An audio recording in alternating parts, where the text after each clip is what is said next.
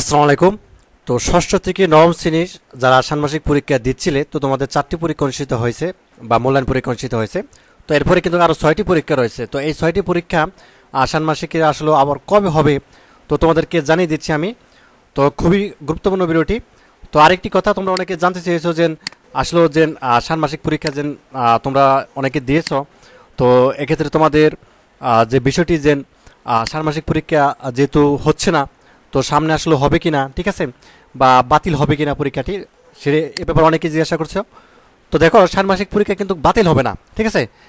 যেরকমটা এখানে দেখতে পাচ্ছ যে এসএসসি পরীক্ষা যে স্থগিত হয়েছিল, পরপর 8টি পরীক্ষা স্থগিত হয়েছিল, একবার আবারও কিন্তু 10 তারিখ পর্যন্ত পরীক্ষাগুলো স্থগিত করে তারপরে কিন্তু আবার নতুন করে সময়সূচি তারা কিন্তু প্রকাশ করেছে, ঠিক আছে।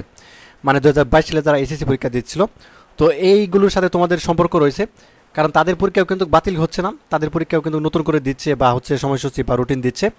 তো তোমাদের সামনে যেহেতু শিক্ষা প্রতিষ্ঠান খুলবে, তো তখন কিন্তু ঠিকই পরীক্ষা হবে, ঠিক আছে। তো এখন কথা হচ্ছে যেন অনেকেই বলতেছো যে যে এই ষষ্ঠ থেকে নবম শ্রেণী যারা ষান্মাসিক পরীক্ষা দিচ্ছিলে, তো তোমাদের পরীক্ষা আবার কবে হবে।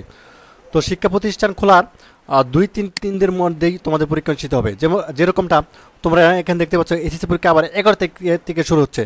সেই ক্ষেত্রে আমরা ধরে নিতে পারি যে যদি 10 তারিখ বা 11 তারিখ শিক্ষা প্রতিষ্ঠান খুলে, তারপরেই দেখা যাচ্ছে তোমাদের 13 তারিখ থেকে কিন্তু ষান্মাসিক পরীক্ষা আবার শুরু হতে পারে, ঠিক আছে।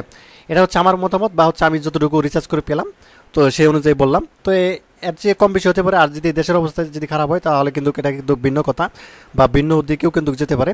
তো আপাতত আপডেট হচ্ছে যে তোমাদের হচ্ছে ষান্মাসিক পরীক্ষা আবার হচ্ছে হোপফুলি 13 তারিখ থেকে শুরু হতে পারে, কারণ আমি এখানে রুটিন অনুযায়ী কিন্তু বললাম, ঠিক আছে, এসএসসির সাথে রুটিন অনুযায়ী মিলিয়ে বললাম, যেহেতু অনেক স্কুল এবং কলেজ একসাথে রয়েছে, এই অনুযায়ী আমি বললাম, ঠিক আছে।